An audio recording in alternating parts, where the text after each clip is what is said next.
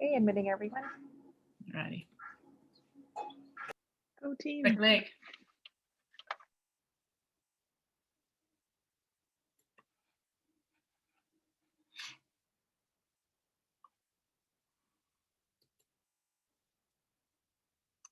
Hello and welcome.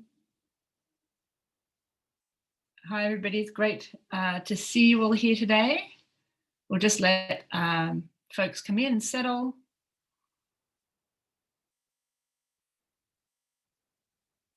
And we'll get started in a few minutes. I hope you're enjoying this spring day wherever you may be. We've got some sunshine here in Vancouver.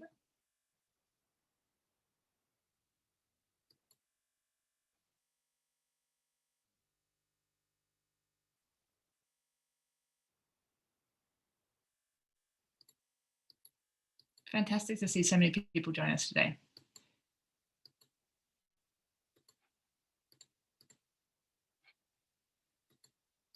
Well, let's get started. Good afternoon, good morning, dependent on where you are. I'm excited to welcome you to the final session of the Promoting Food Security in Higher Education virtual conference. We wrap up this month of engagement by asking the question, how we make change together. I'm Natasha Moore, and it's a pleasure to be your host today. I work with UBC Wellbeing as a planning and evaluation advisor and have supported the development of the conference as a planning team member. I join you today as an uninvited settler on the traditional, ancestral, unceded territory of the Musqueam, Squamish and the Tsleil-Waututh nations. And as we're all joining this conversation from places near and far, I would like to acknowledge the traditional owners and caretakers of the lands that you're on. And acknowledging traditional owners of the lands calls on us to recognise the disproportional impact food justice issues have on Indigenous communities. And I'd ask us to hold this throughout our conversation today, as well as in all our actions and activities afterwards. And it's our responsibility to act beyond a land acknowledgement such as this to ensure that our dialogue and action around food insecurity are grounded on a foundation of justice that recognises historical and present systems of oppression. And great question to ask, how does that appear in today's conversation? And so I invite you to consider this as you reflect on how we can and should move forward together to address campus-based food insecurity. Before we proceed further, just a couple of housekeeping pieces. If you're experiencing any audio or video issues, please reach out via the Zoom chat for assistance. And the Zoom chat's also there for comments, questions, ideas to engage with each other through the session. Feel free to have your video on or off. For most of today's session, the audience will be muted, but we will open things up at the end for an open discussion and question and answer. If you have questions or comments as we proceed, pop them in the chat and we will be monitoring that and can make sure they're addressed as well. This event is also available in French. To switch languages to French, you can navigate to the bottom of the Zoom screen and there's a globe symbol for interpretation. Click this and it will give you the option of English or French and select French. If you want to switch back to English, just do that process again and select English. You don't need to do anything if you would like to listen in English. The event is being recorded and you will be able to find the recording on the UBC Wellbeing YouTube channel, as well as the Meal Exchange website. And if you'd like to remove your name from Zoom as the event will be published, click on the participants button at the top of the Zoom window, hover your mouse over your name in the participants list and click rename. That is all the housekeeping done. So the planning group and indeed this conference involved through conversation. A chat between two colleagues from different provinces turned into a few more chats and 3 colleagues, and eventually evolved into a collaboration between staff and faculty from the University of British Columbia, from McMaster, the University of Guelph, University of Ottawa, and Meal Exchange. As a group, we asked, how do we support and learn from each other as we strive to understand and alleviate food security on our campuses? And this conference and the idea of starting a Canadian network was our answer. Over the last month, you had the opportunity to engage in discussion and attend panel sessions, network with colleagues, participate in empathy mapping, engage as student leaders, as well as co-inform the development of principles to support institutional work. And we hope that this has proved to be an enlightening and engaging experience. And it's great to see so many of you return each week to engage further. In this final session, we'll focus on two pieces that have been running parallel to the conference. The first is a development of campus-based food security principles, and the second is the development of a network or a coalition of Canadian institutions interested in working on this issue together. And today's session will focus on this as we ask the question, how can we make change together? So to start, I'd like to welcome Brittany Mcguire, from a Senior Good Food Program Lead with Meal Exchange, and she's going to share the work on the principles with us. Thanks so much, Brittany. Can you see my slides okay? Perfect. Okay, just 1 second. I don't know where my... Okay, so as some of you may know, we've been working collaboratively to develop a set of principles to inspire and guide universities and colleges in promoting food secure campus communities. Our goal was to outline a vision of what a food secure campus could look like and what could be done by campus actors to support this vision. In order to develop these principles, we consulted a variety of literature on food security, consulted with different stakeholders, conducted interviews, sent out a survey that some of you have filled out, and solicited feedback from various partners, including some of you here. We've taken inspiration from efforts like the Okanagan Charter for health promoting universities. The Okanagan Charter is galvanizing health and wellness efforts on many campuses, as some of you know. It also builds on previous efforts at similar charters and principles and other similar work. We hope that these campus food security principles, which I'm going to present today, can help achieve a similar aim and inspire and guide campuses in addressing food insecurity. At the same time, we want to underscore that this is a first attempt to create something like this for campus food security, and that this is just version 1.0. We recognize that future versions will likely look different and be more expansive. In particular, they may include more elements of food justice and food sovereignty. And we also recognize that understanding what those values could look like should look like for campuses in practice would involve much further consultation with our stakeholders. And we look forward to doing that in the future to improve this version. To that end, Meal Exchange plans to host part of this conversation at our next National Food Summit, which will take place as per usual this fall.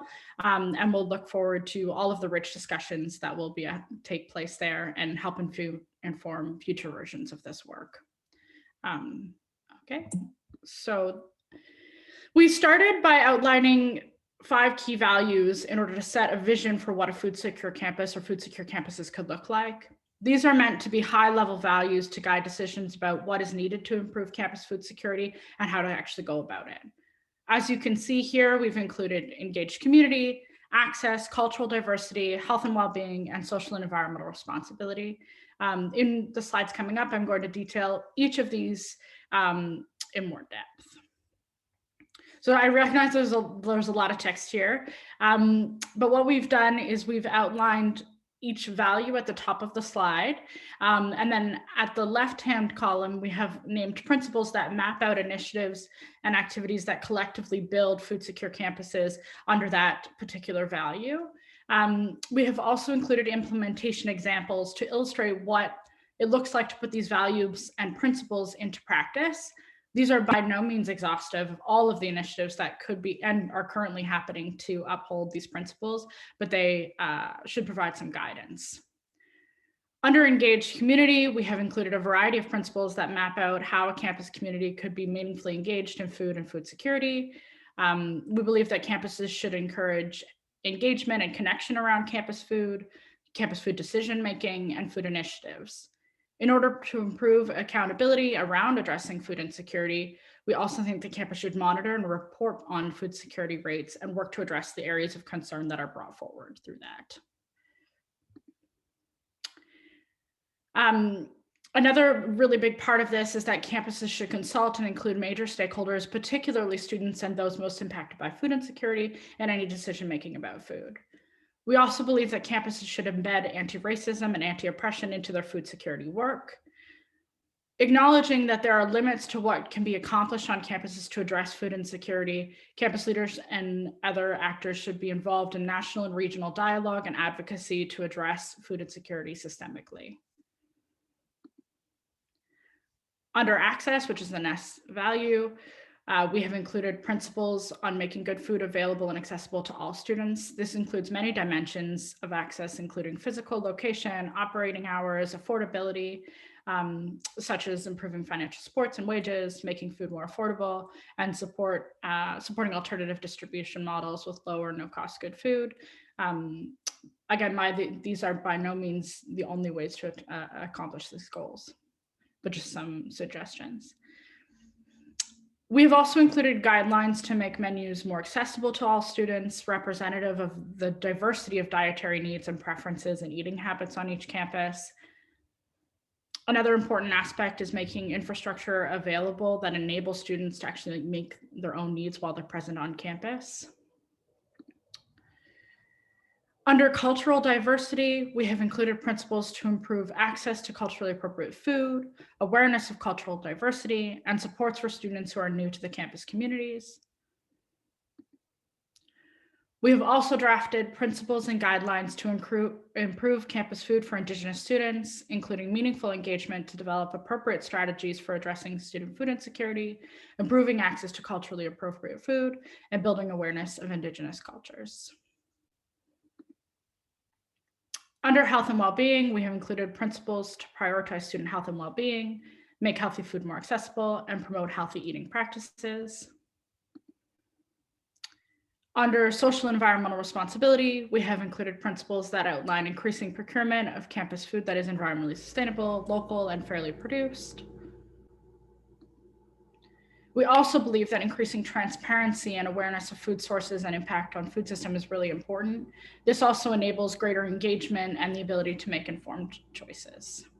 So I know I just went through a lot of information. I'm going to link in the chat this slide deck so you can explore it. And we're going to have a discussion now about these principles, and we're also open to future feedback that you might have if you want to get in touch with us. So I'm going to stop sharing my screen so that Sarah can introduce a tool for us to use, Jamboard, in order to have a discussion about this. And in the meantime, I'll link these slides in the chat. Perfect. All right, so I'm not sure how familiar everyone is with Jamboards. And I will say later I'll be talking about some of the value of collaborating and working together. And I will say Jamboards has been one of those things that through our collaboration in the planning team, Leanna has showed us, and it's such a great tool. So I'm happy to be explaining briefly Jamboards to anyone who has not used it before. So I'm just going to share my screen, and I believe there'll be a link in the chat so everyone can navigate to the Jamboard. Can I get a few thumbs up if you can see my screen? I feel like it's good, but yeah, okay, wonderful. So the first slide that we have set out is really just a test. So if you're uncomfortable, if you're a little bit scared about using Jamboards, you can play around, you can test it out. It says test on there with a smiley face, so we truly mean it. So to test out Jamboards, if you want to try to add a sticky note with your favorite food on this board, and if you haven't used it before, dumplings, raspberries. On the left-hand side, there's a bit of a navigation panel, and there's a pen, there's a pointer. Below the little mouse pointer is a sticky note. And if you hover, it says sticky note. And then it opens up and you can add in your favorite food. You can pick the color of the sticky note that you like. So I'm adding pizza, save, and then you can just click on your note. You can move it around. You can make it bigger, smaller. You can rotate it. So we're going to be using this tool right now, and then in another part 2 session. So I'm just rotating my pizza for fun and drawing. So really, that's about it. And if you have any specific questions or challenges, just type into the chat and we can help you out. So I will stop sharing my screen and back over to you, Brittany. I just realized that I shared the wrong link, so I shared it again, and hopefully you all now have access to the slides. Let me know if you have any challenges with that. I'm going to share the Jamboard myself here. Okay, so if everyone wants to go to the next slide. Perfect. So if everyone could do the same thing that they just did and grab a sticky note and write down how they envision using these principles in your particular efforts to promote food secure campus. So any sort of way that you might use these set of principles in general or specifically, if you could type down some ideas, that would be greatly appreciated. We'll spend a few minutes here before moving on.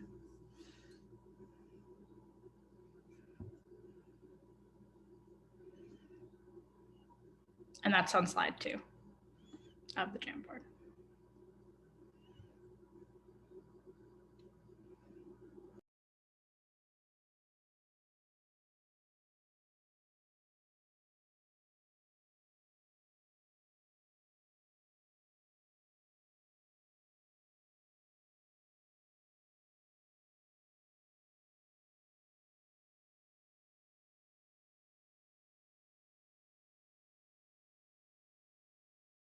Yeah, supporting conversations with leadership. That's a great use of these and something that we have thought about too.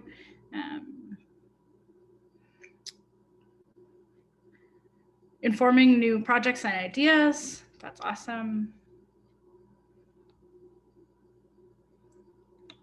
To use them to help plan, convene, and collaborate across campus. That's awesome. Yeah, review current campus practices and identify gaps. That's a great use of this. Just one big yes. I assume that means that they're useful. Glad to hear it. Eventually a national food policy. I like that. I wonder if that's Suman that wrote that. It's anonymous, but I suspect. Principles are the core. Yeah, there's kind of like a space where we can have our core principles laid out and what we actually believe in and doing this work. I think that's great.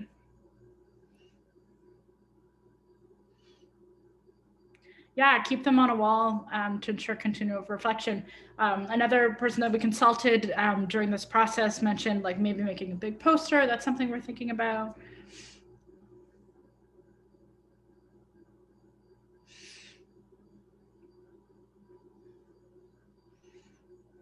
Advocacy tools, yeah, that's amazing.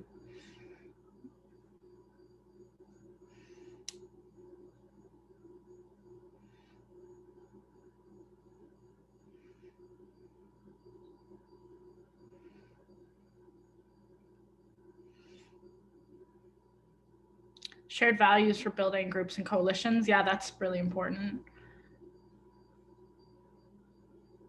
We've had a lot of dialogue to come up with the version that we currently have, and we'll have a lot more dialogue about values and principles to create the future versions.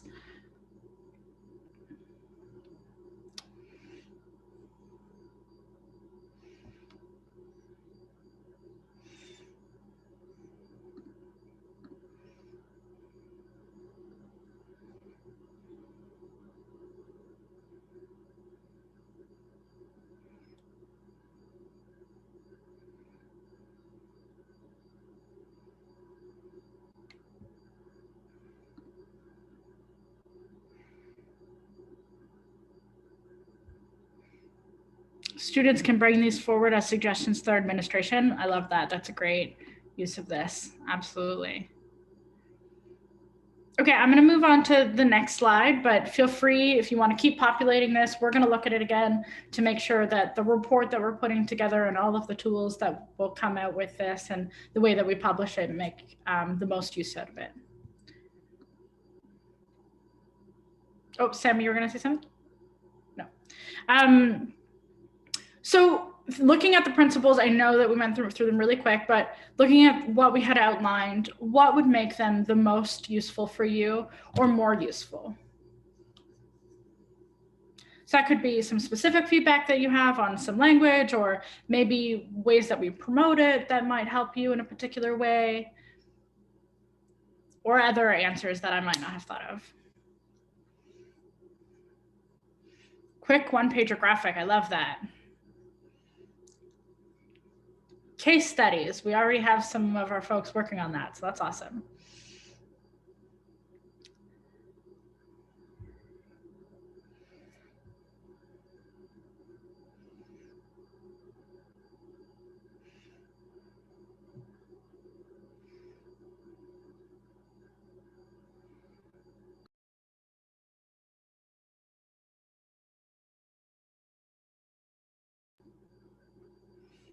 Common obstacles that places have overcome in, I'm assuming, in implementing things like this. That's great. That's a good idea.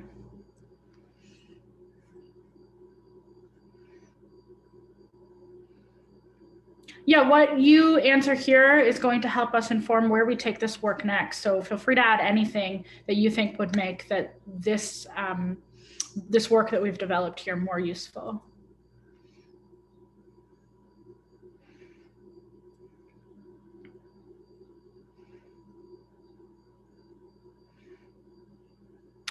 A spot for adding your own campus specific. So maybe making it like a template that you could fill out. That's a really interesting idea.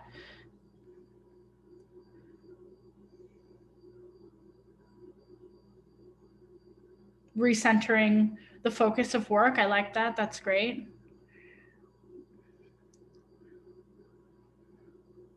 Yeah, examples of what places are doing to implement each principle and campuses that are doing it well. That's a great idea. I think all of these things are going to be future iterations of this work now that we've landed on some principles. Proof on how they play out and role and change. That's great.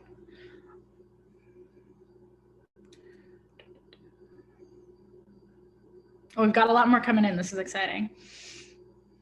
Yeah, remember to move them over so that we can see other people's underneath. Awesome, thank you. Yeah, reviewing them regularly at conferences, summits. We've already discussed making sure that we talk about them and review them at our National Student Food Summit this year. That will happen in the fall. So stay tuned for details on that.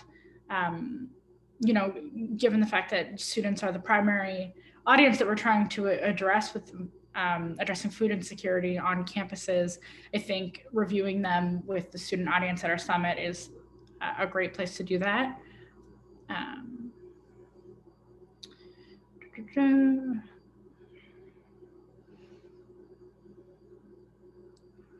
Yeah, link to some other government and institutional priorities and mandates. I think that's a great idea. Evaluation framework template. That seems similar to making it, adding your own specific campus context. That's great. Okay, awesome. Well, I think this is great. I'm going to move on to the next slide, but keep populating this with your information. Again, we're going to review it afterwards. So anything that you continue to add here will be looked at.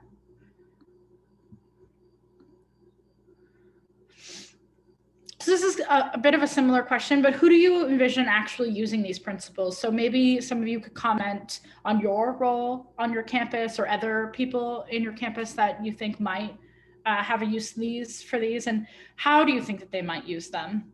And then finally, who should we share them with in reflecting on who's going to most use them and how they're going to use it?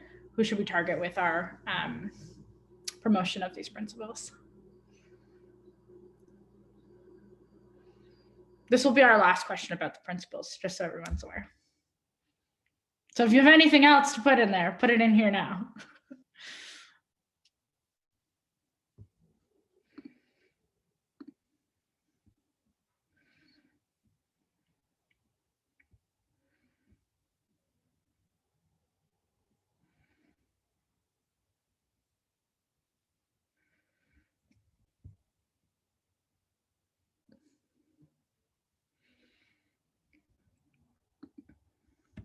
Yeah, so administration of the campus, absolutely.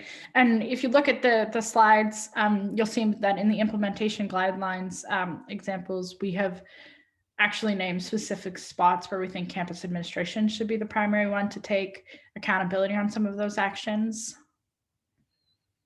Office of Sustainability, that's great. Researchers in the field, students associations, absolutely.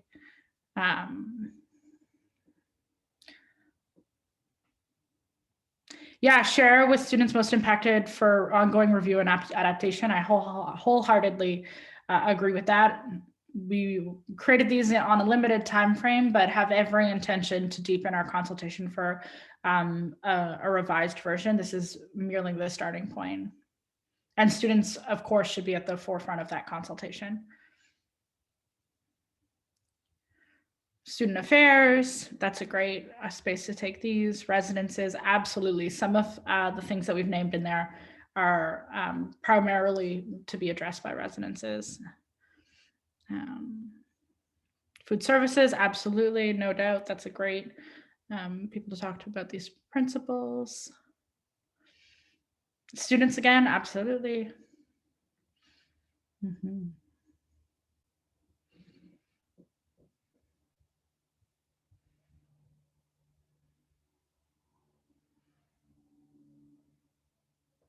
Make them visible to profs and researchers. Guelph and many other campuses, hopefully.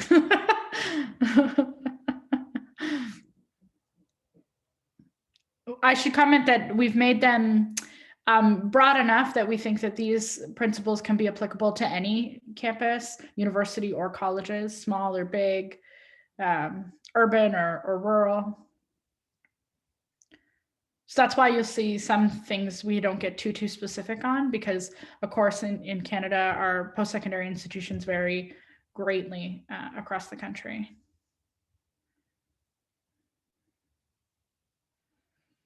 Courses, yeah, that's a great spot. If there's anyone who is teaching a course that wants to integrate them, let us know. And of course, we're gonna need everyone's review and feedback for future iterations, so that's something to keep in mind. The more people that engage with them and review them, the more useful that they'll be.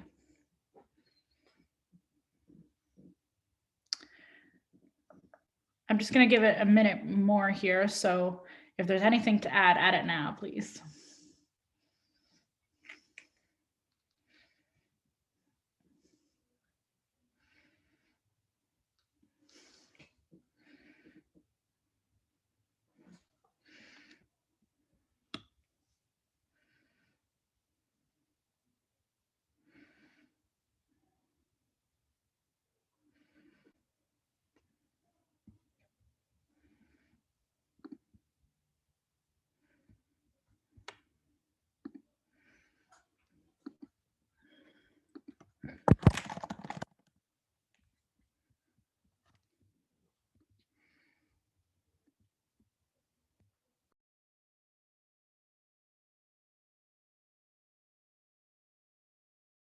Yeah, the health clinics, anyone kind of involved in health and wellness on a campus, it's a great spot. People on the business side of things, absolutely. We have a lot of things related directly in here to procurement. So absolutely, they should be engaged on that.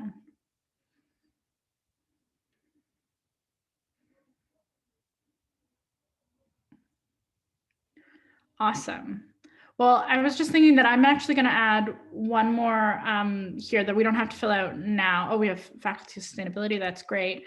I'm just going to add one more that you can fill out on your own time if you want to. Slide number 5. If you have any specific feedback on principal content, you can add it there, instead of maybe commenting all in the chat that we won't be able to record and keep record of as nice and neatly. So I think I'll leave it there and pass it off to the rest of the team to take it over. Thank you everyone for your great feedback, and keep adding some sticky notes here. We're going to review it afterwards. So if you think of something later, feel free to populate it.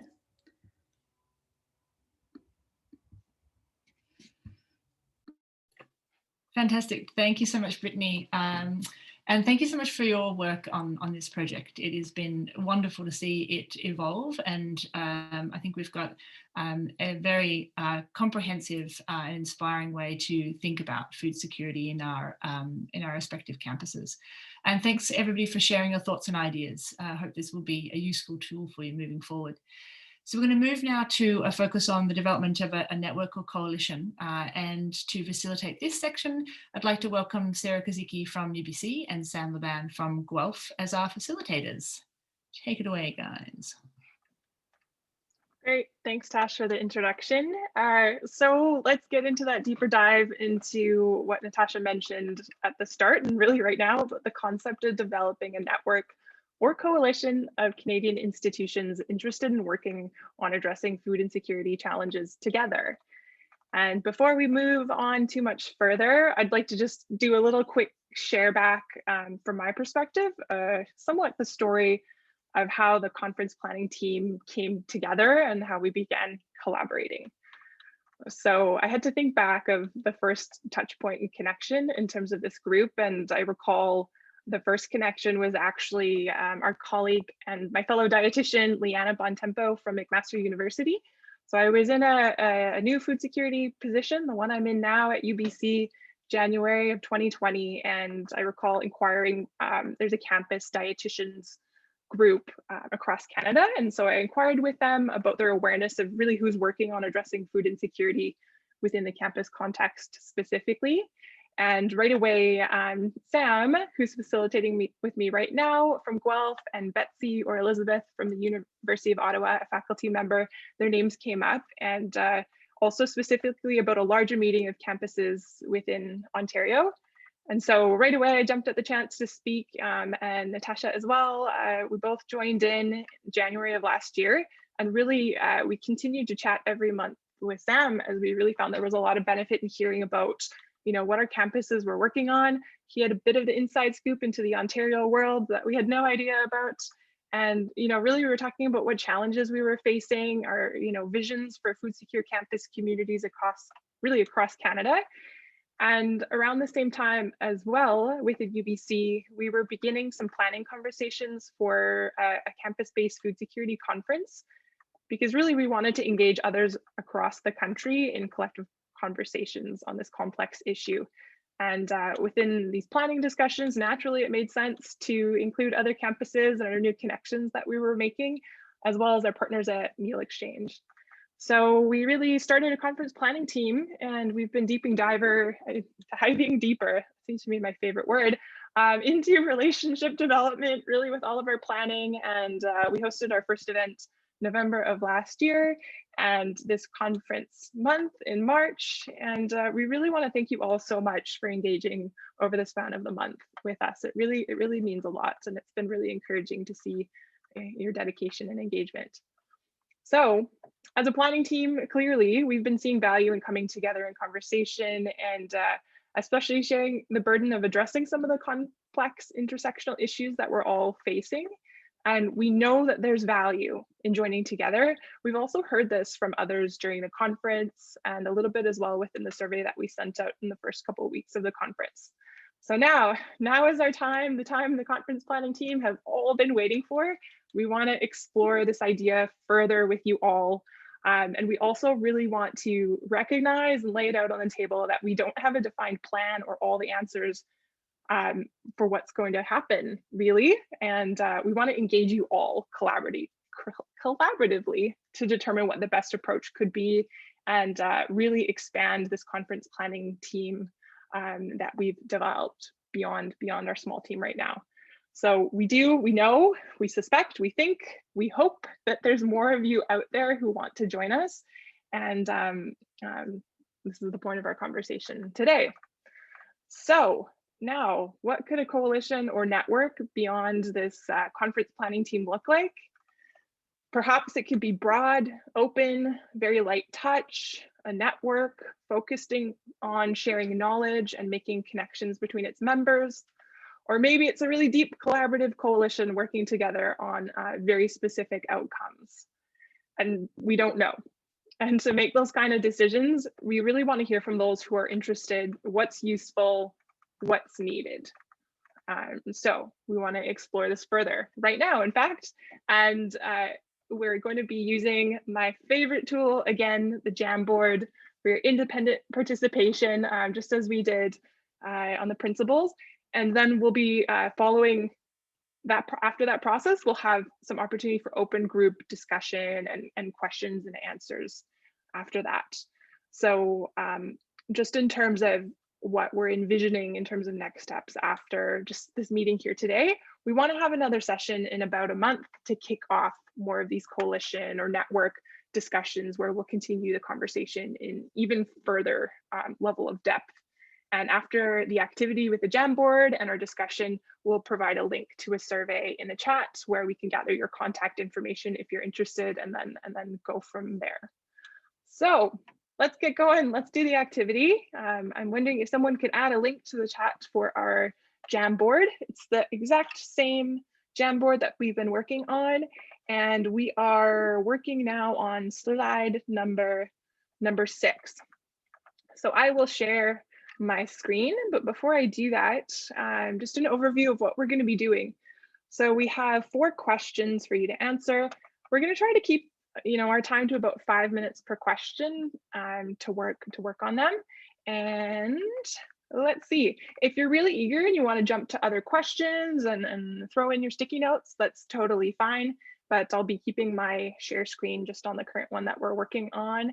And yeah, Sam and I will be walking you through the process.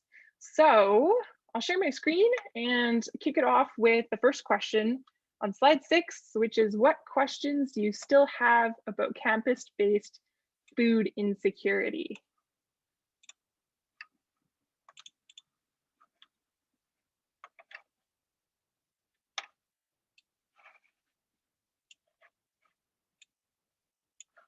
And I'm sure there's still some questions. I know I have questions. I'm going to be adding my sticky note here.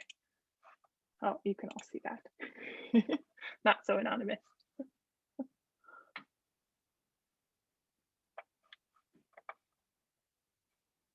We know that, hi everyone.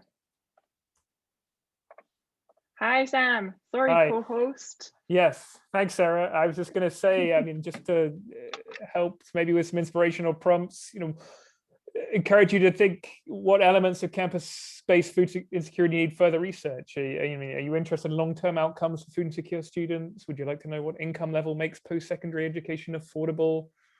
Those kinds of questions. Maybe you'll have some ideas for what topics should be covered in a future event or at future conferences.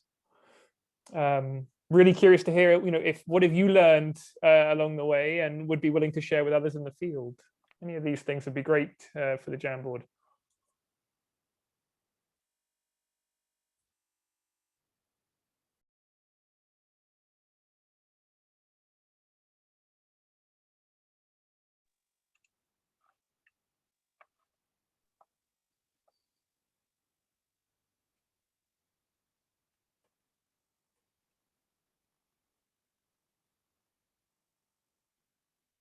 I'm seeing a few notes about, best practices, trying to identify what's the most successful intervention.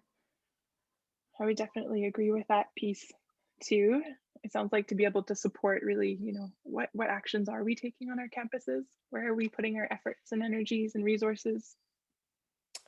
See the blue posted on the right-hand side. How have institutions used CCWS data to support action planning? For those that don't know, the Canadian Campus Wellbeing Survey, something being developed at UBC and being used a lot in BC by a number of institutions, really worth looking at if you're interested in systematic data collection about student health and well-being.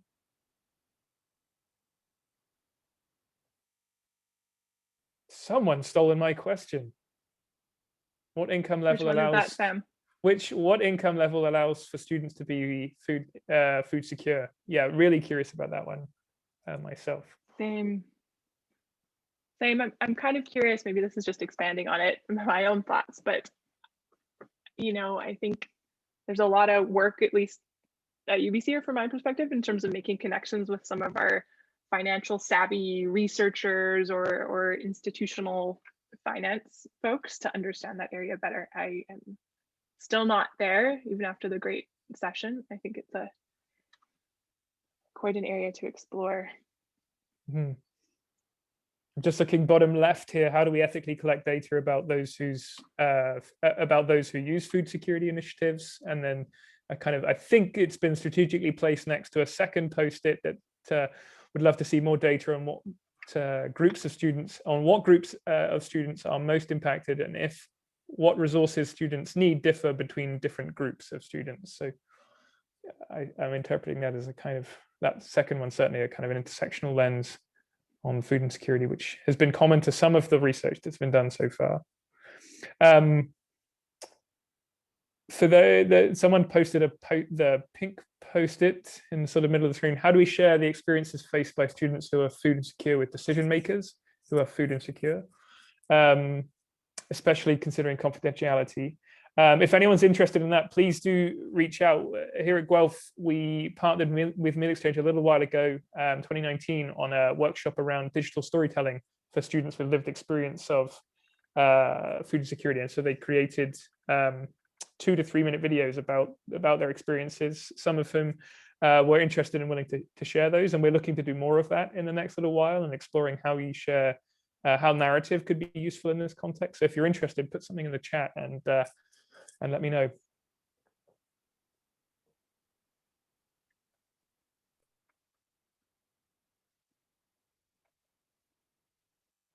We almost need a larger Jamboard. Look at all of these post-it notes.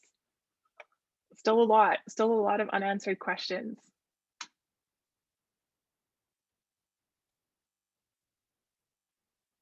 We'll just give it 1 more minute to add your final thoughts.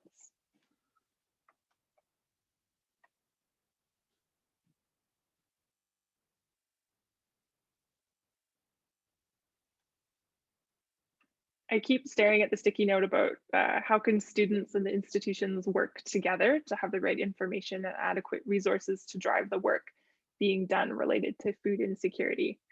I think that's often one that at UBC we think about, especially considering like students have been leading the work, especially at UBC. I'm not sure if it's the same with everyone else's institutions, but they've been championing and leading the work since the beginning. So how do we work together, promote leaders? I love this heart. Whoever's doing the hearts, it actually might be multiple people. Love it.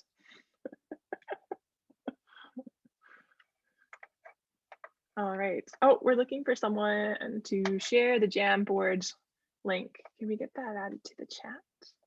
That would be great. All right. Last sticky note there. I think, Sam, do you think we're ready for the next?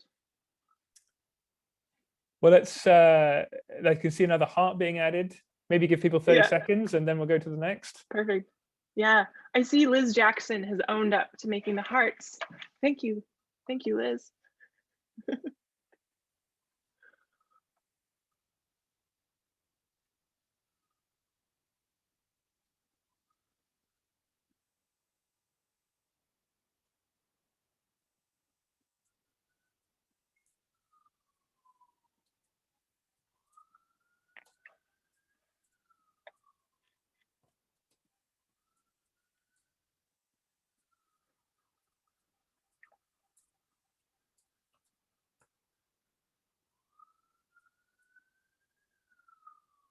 Okay, I'm gonna click next. All right, we're on slide number 7. And this question is, what would be useful for you in advancing work on your campus or in your organization? So food security related work.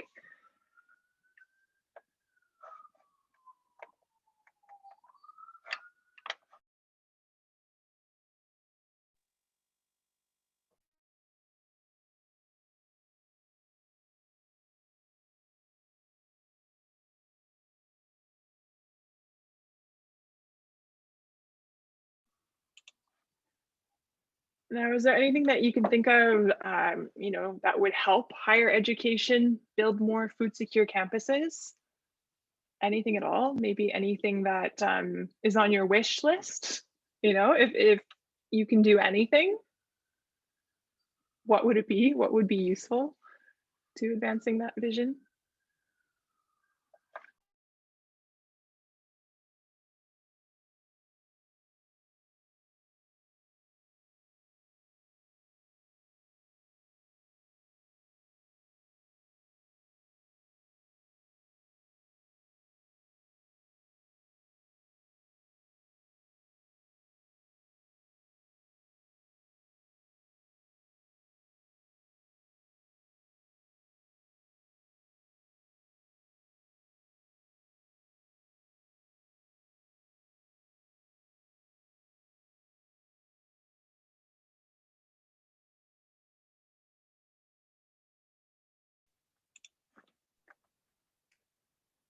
I'm just looking at the sticky note with a dedicated staff person leading this work, plus student workers. I would definitely second that, being in a newly created role at UBC Food Security Project Manager. I'm not the only one at UBC that maybe can comment on that, but from my perspective, there's great value in having some capacity to move things along.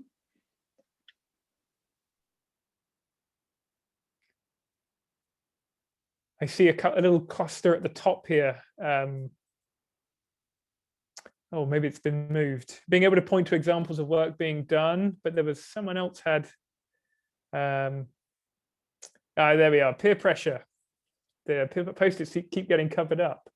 Peer pressure. The more other institutions commit, experiment, take this seriously, the more I can lobby here. That's been, I think, one of our hunches is that that institutions might be willing to do something more daring if they have others to hold their hands as they do it.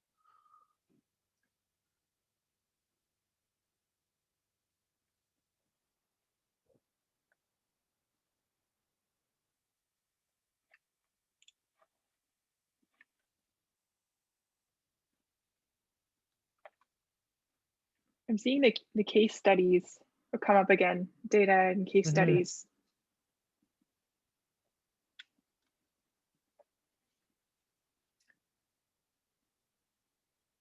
On some of the interventions, I feel that's a sort of a vicious circle where we need more evidence to support more experimentation, but we can't do experimentation without some initial evidence.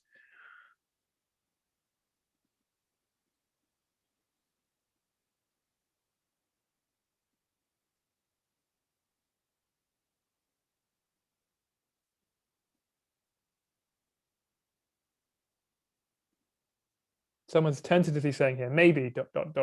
training on organizing strikes or other mobilization, escalation, organizing strategies beyond asking.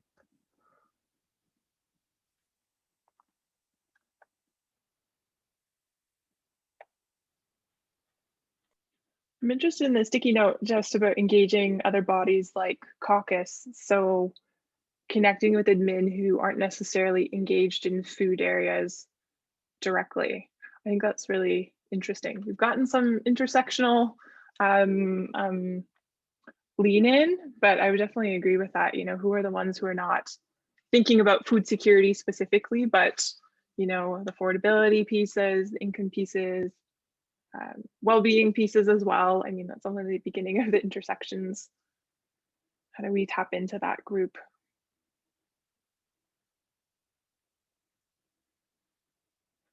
I see a sticky note on a Canadian network, a coalition, with a bit of a smiley face. This is good. Yes. Sarah, did you type that one? No. I'm Okay. looking at Natasha though. She kind of has a little smirk, but she's not confirmed that was me.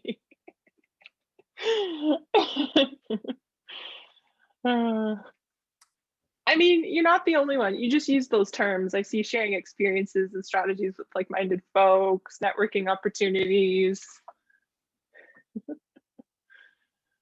So we're getting there. I think it's brilliant that the love hearts are contagious.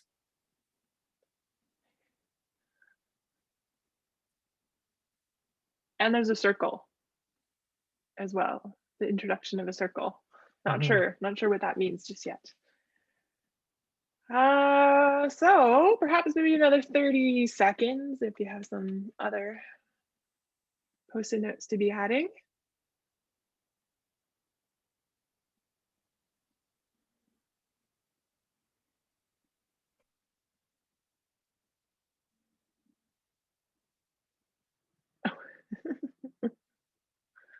We've got a bowl of, are those cucumber flowers?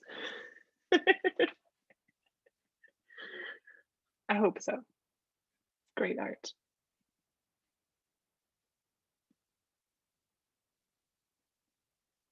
I also see advocacy on student financial issues, meaningful advocacy. I would second that. It's baby bok choy. Pretty up the board. I agree. You'll have to check out, Liz, the final slide. I did add one photo. So stay tuned or jump ahead, but stay tuned, everyone. There's one photo. What do you think, Sam? Are we ready?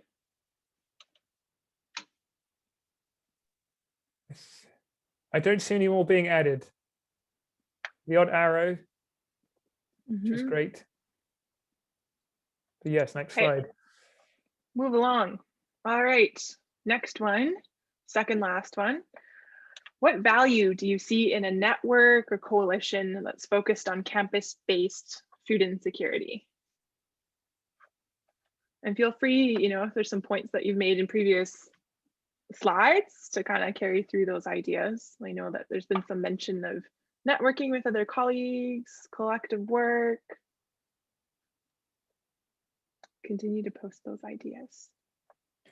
And it might be easy or helpful to think in sort of, what would the purpose of the network be? Is it knowledge sharing, joint advocacy efforts, awareness and education campaigns, piloting new programs together? What's the purpose? Or it might be helpful to think in terms of activities, what might be useful, conferences and events or workshops, regular sort of communication, small working groups.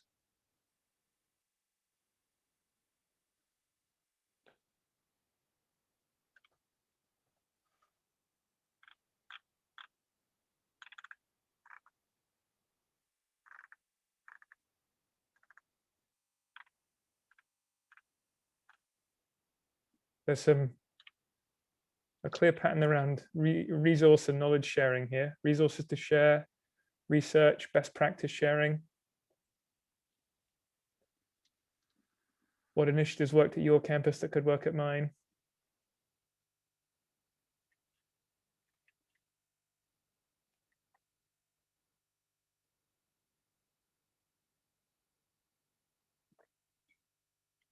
Starting a movement for change in education around affordability and cost of education. Yes. I would be very interested in that piece. And that's one that's definitely been coming up within our sessions. And so that's a very a specific outcome, it sounds like.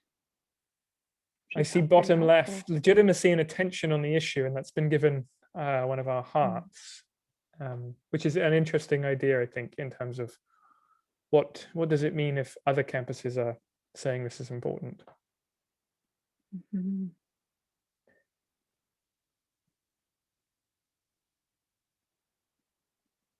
The fact it's posed as legitimacy is interesting. I think there's in advocacy evaluation, it talks about sort of trying to move people from awareness to will to action.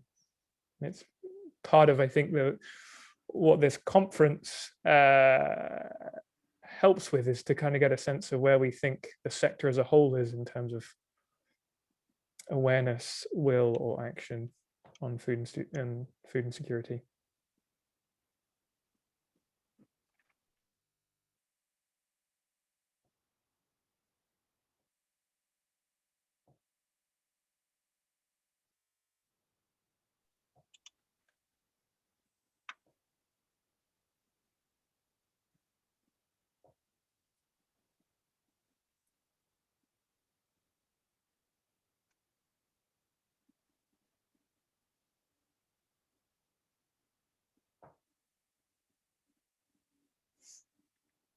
What value do you see in the network coalition that's focused on campus-based food security? Some of its various sizes of institutions, meaning having different sizes of institutions participate in the network? I was looking at that one too.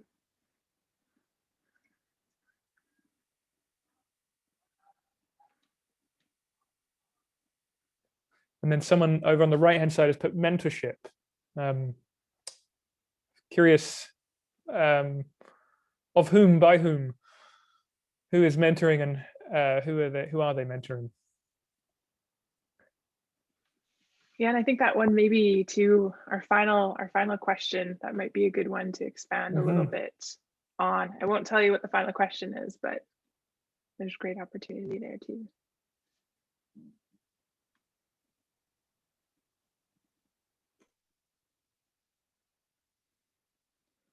All right, let's give it about 1 more minute on this question, and then we'll move on to our final Jamboard question.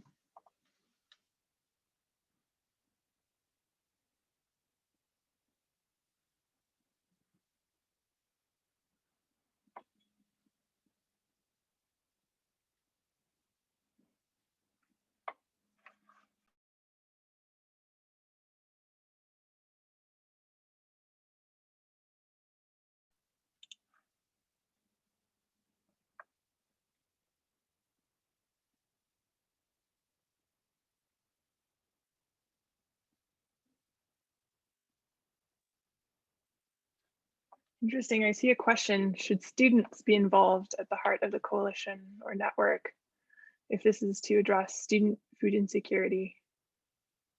It's a very good question.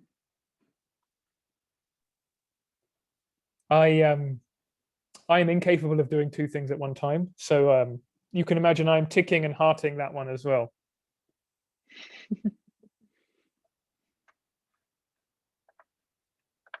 And I think those will be exact discussion points that I would anticipate we'll be having when we have a further chat in the coming weeks. All right. So I'm going to flip it to our last board. Sorry, Sam. I was just going to say thank you to whomever had added the mentorship post-it, because they expanded on it, which was really helpful. For those that couldn't see, mentorship of more, how is it phrased? Mentorship, perhaps new initiatives by the others with experience. So initiatives, food security initiatives that are perhaps more mature. I certainly can speak to the benefit of that. I mean, I felt I learned an awful lot talking with Natasha and Sarah about what UBC had done and is doing, and what we might do to follow in their footsteps.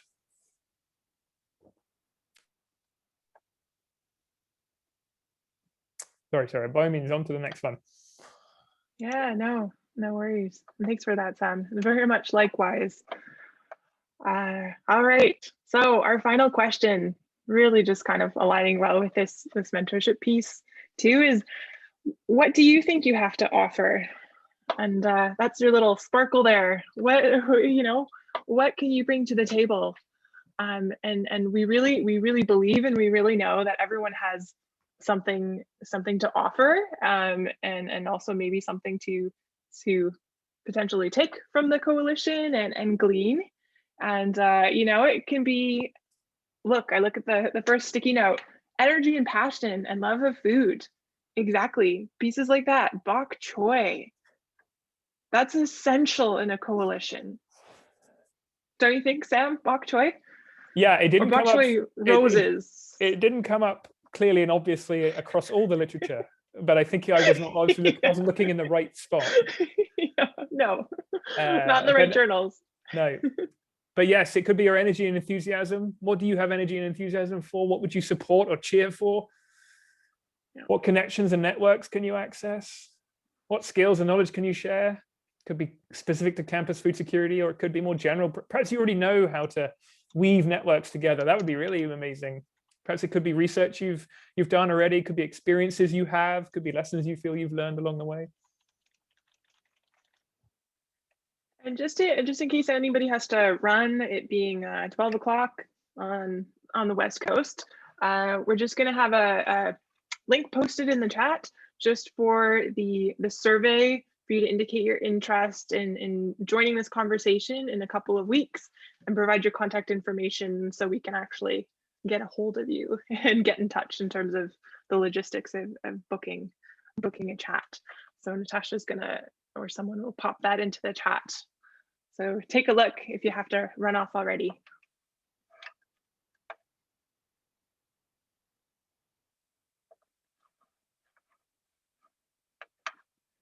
Just a quick comment too about the mentorship and that piece. I find that really, really important, especially within a potential coalition that's composed of, you know, everyone, students, staff, faculty, admin, external community, and people with different levels of experience. Everyone has something to offer, and I think it's also that capacity building piece as well, too, on so many different levels. So, you know, if there's interest in terms of more closer one-on-one mentorship that develops out of this too, in relationships, I think that's such a great outcome.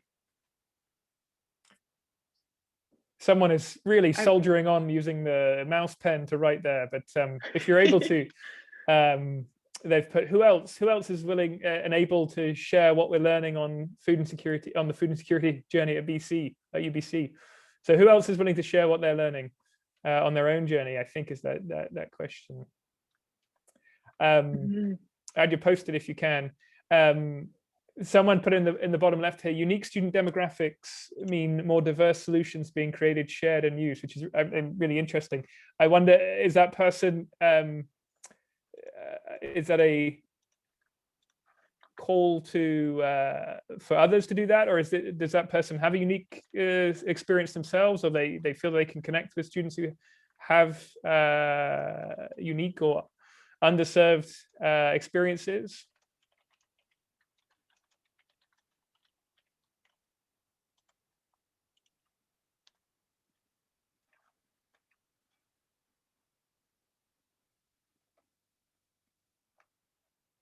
I just quickly popped into the chat. I'm not sure if it's come across people's tables, but there is a funding opportunity for $1,000 for developing a food security case study or story. And that's just a quick Google form. I haven't actually clicked to see what kind of information you have to provide, but I think it's quite low barrier and pretty quick. And then they say yay or nay to be given $1,000. So not a bad opportunity, especially in terms of like employing students as well to do that work. So hopefully some of us can use that opportunity. Who's that? Is that just for UBC, Sarah? No, I actually don't know the origins. We have a BC food security network, and it came across my table there, and another place as well. I believe it's a Canada-wide organization. I don't know. Great question, Sam. I believe it's a Canada-wide network that may have started with the onset of COVID, and they were trying to have working group conversations with different topics and more like external community-based, not campus specific. Yeah, I want to hear more from the Loaded Ladle. Seeing the name Loaded Ladle come up, I have no idea what's going on at the Loaded Ladle. So exactly, sharing some of those pieces. Oh yes, thanks for the note. It says across Canada, so it should be nationwide. Good.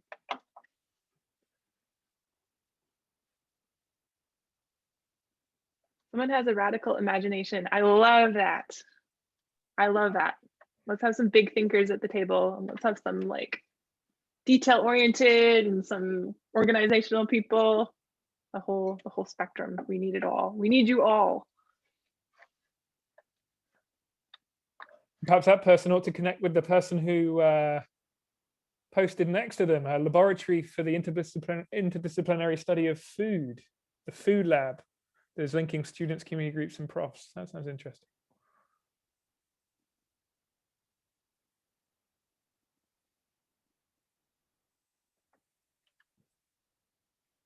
Perhaps let's give it one more minute, quick minute. Add on your last ideas. And then we'll move on to a bit more of a open group discussion, question and answer. Marijo is looking to revitalize the food lab, I see. And then someone has capacity and funding model for running programming examples, and someone next to them has examples of programming.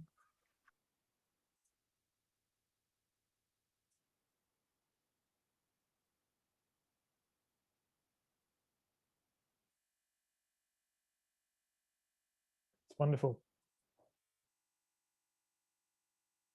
when we talked about this this particular question in preparing for the session, you know, I was reminded of the idea of community asset mapping, but someone suggested that sounded a bit like sharing if you have a yacht or not.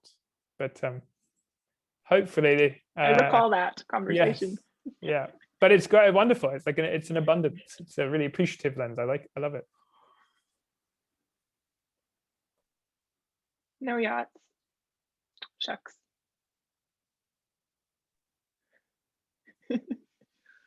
But boats. Not even just one boat. I know, Boats. 2 or more. I would take a kayak. That's good. All right.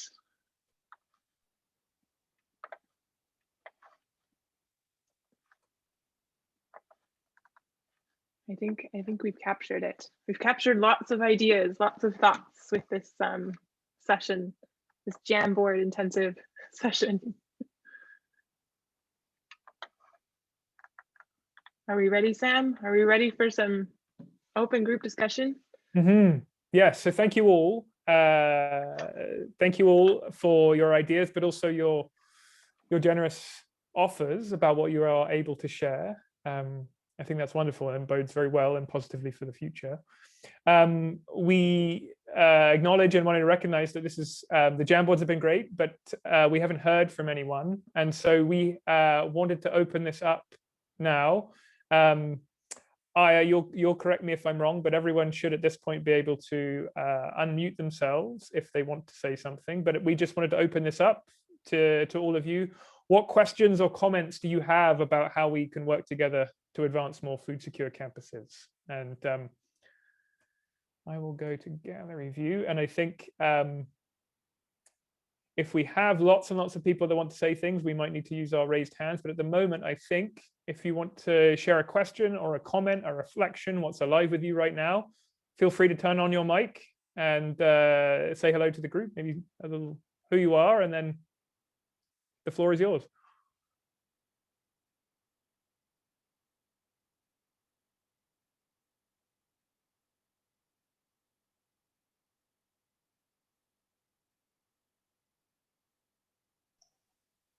I can get it started, but I was just going to say, so my name is Corey Ryanson. I'm the executive director of the Campus Food Bank at the University of Alberta. So I find we're in a little bit of a unique position in that, like, we're almost slightly more similar to Meal Exchange in that we're an independent organization, or we're not for profit that's focused on food insecurity just at our campus. But yeah, I've loved this conference. I think it's an issue that has not gotten a lot of attention, and I've felt sometimes kind of alone in approaching it. So it's really fantastic to see folks from other institutions. I think there's a lot of potential. The idea before of the kind of peer pressure between institutions, I think, is a very good path for this. I know that would go over at our institution well, being able to point and me being able to demonstrate what other institutions are doing and saying. So just really looking forward to kind of the long-term conversations, collaboration, just information sharing at a minimum is you know, definitely more than we're doing currently, and I think very helpful. Brilliant, thank you, Corey. It's been great to connect with you as well, and I appreciate you breaking the ice. I invite others. Thoughts or comments or questions about how we might work together to advance more food secure campuses? Was there anything you noticed from the Jamboards? Anything in particular that resonated with you? Anything that you'd like to see happen in the next month or even the next 6 months? Was there anything from that last Jamboard about people's offerings to the field that you'd like to accept, an offer you'd like to accept? I see a couple people raise their hands. Matt and then Marie-Josie. So maybe I'll start with Matt and then Marie-Josie. Thanks, and it's been great to follow along. Hi everybody, I'm Matt Dolph. I'm the director of the UBC Wellbeing Office and lucky enough to work closely with Sarah and Tash and some of the other UBC folks that have joined.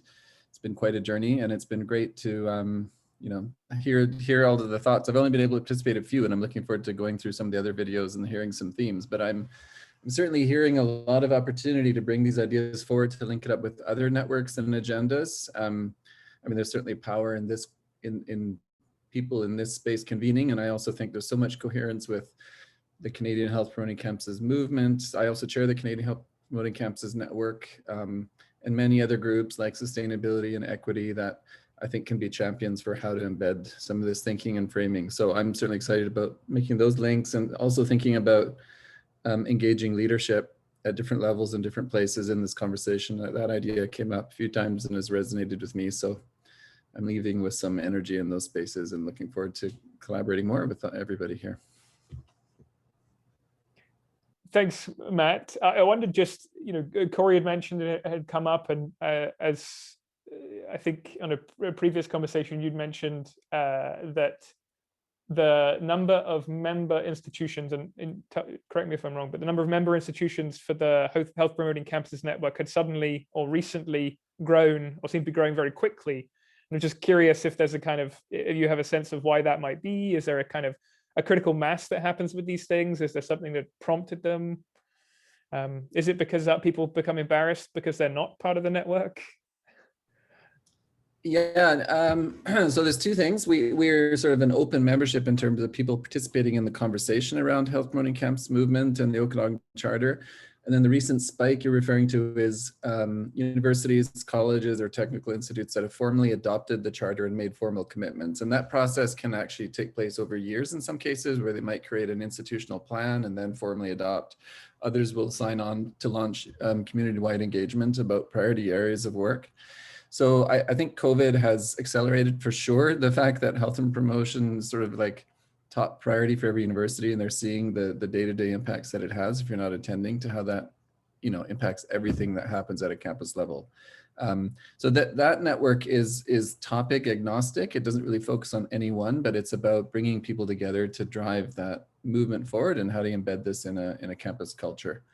But it's an offshoot to many conversations around mental health, physical activity, or food, where we can leverage the hundreds of people in Canada and thousands around the world that are using that as a way to sort of use principles to guide the work around doing this kind of important work. I'll put a link to the website if you're curious to know a little bit more. Thanks, Matt. Marie-Jo.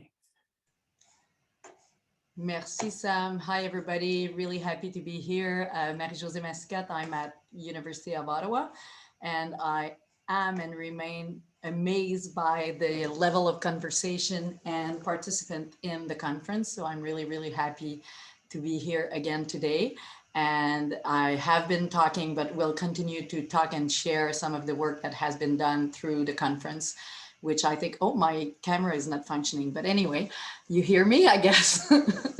Yeah, good. So just to say that I just agree with everything that has been said by Matt and Corey, or the first person. And I think one of the key points that I'm taking away from that is that there are great opportunities and great people. And yes, COVID has, I think any crisis is bringing in some options for rethinking and radical imagination, if I can take that back from other people. So I think this is crucial that we build on that timing to promote and move forward with the work that has been done across Canada. And as I mentioned, I'm the French connection here posted, and I'd be very happy, and I want to continue to work towards developing further links and network on the Quebec side and with community organizations. So really excited, really busy, but really willing to engage more and to maintain those network and promote the work that has been done in different campuses. So I'm happy to learn more about the different initiatives across Canada. Voilà. Thanks, Marie-Jo. I see, I think it's Anan, our friend from Nipissing. But before we get into Anan, I just wondered, Marie-Jo, it might be useful for everyone to hear sort of what is happening at U Ottawa. What brought you, and Betsy couldn't be here today. What's happening at U Ottawa, in case people don't know? Yeah, well, you mean about food security issues, right? Yeah, okay. Yes. So I guess what's key is, well, myself and Elizabeth Christiansen, who's probably not on call, but I've been starting the food lab that I mentioned earlier, probably 5 years ago. And the idea was really to connect researchers, profs, students, and community organization around food issues, and to find out what was done and what was missing. And so we had really interesting, mostly like spaces for, existing research, existing interest, and existing work in the community with including farmers and peasant organization. But we have in Ottawa Just Food, which is a community organization that's doing pretty amazing work with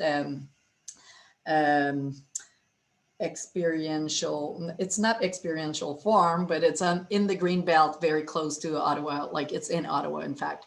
And so there are a lot of interest, but it's been really challenging to maintain the links with students who are moving fast in and out of their programs. And the idea that we're building on right now is to get some data around food security to put the administration to get in place a really interesting food hub that is for and led by students, and that has some institutional commitment and money behind that. So that's where we are at. And I feel that we're very much behind. And that's why, having input from other places and other campuses is really going to be key for us to move forward. Thanks, Marie. Just see if you have a look, Matt has posted an interesting comment in the chat for you specifically about what's happening in Ottawa. Thanks. Anand, am I saying your name correctly? We met, and I'm trying to remember exactly what your name was, but from Nipissing University Student Food Bank. Yeah, thank you. My name is Armand, and I'm really excited about all of this because of COVID. We've seen a massive spike in usage of the Student Union Food Bank at my school. About just over 1,200% more people are using the food bank during the summer months. And because of that, we're looking at a lot of changes, and we're trying to make sure that this is something that we can continue to provide to our students. I'm sort of taking advantage of COVID because right now I'm not sitting at the front desk and I have time to actually attend meetings like this. And in doing this, I'm trying to create like a report about the food bank to talk about how we sustain it and what issues it's been facing, including lower donations because people don't have as much money to spend on donations and things like that. One thing that I really appreciate about this is just the diverse range of people that I've been meeting. Being in Ontario, we have a very small campus, just over about 3,000 to 5,000 students total. And because of that, the supports that we have are a lot smaller, as well as the use, of course. So I'm really excited about this because we get to share ideas with other schools, and I'm looking forward to possibly continuing to connect through networking opportunities and stuff like that. Thank you. Thank you all very much for sharing. Was there anyone else who wanted to do a bit of a share? Sorry, Sam just lost his internet, so we're switching. I'm just seeing Marie Jose. She said they're going to be beginning the Wellbeing Survey, participating for the first time. I wonder if she means the Canadian Campus Wellbeing Survey. That's great news. Anything else, that you're looking forward to see happening in the next few months or even the next 6 months? Specifically in terms of, kind of next steps in terms of coalition or network and what that could potentially look like. And feel free to add in the chat as well too, if there's anything in particular that you're looking for or interested beyond. We'll have a meeting in a month if there's anything more specific. And welcome back, Sam.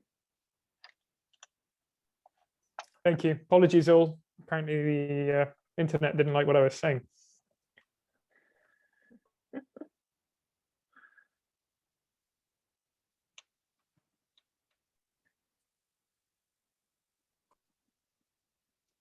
Well, I think we've gotten some really good information from the Jam boards and for this open discussion. And thank you all so much for participating.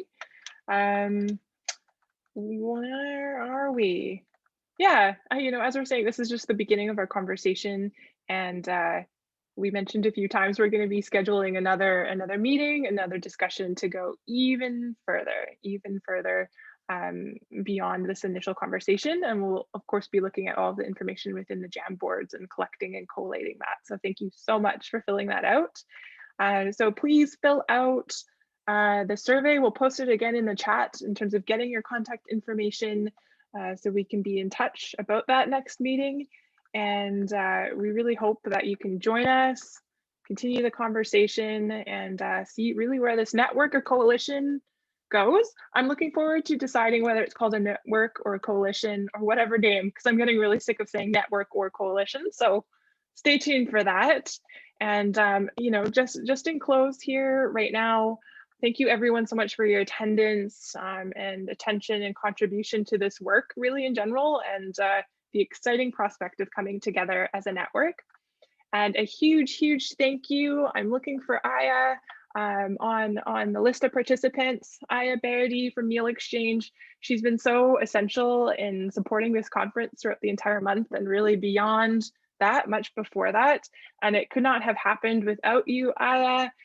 Thank you so much. And the planning team is so appreciative of it. And Aya, if you want to also put up a quick survey poll as an end. And also thank you, Enoch, for the French translations. You've been doing great work. And our apologies if we speak too quickly.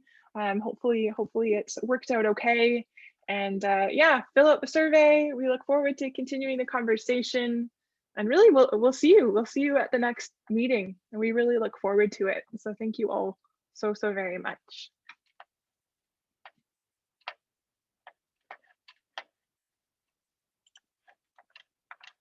Wonderful. That's a wrap. Thanks, team.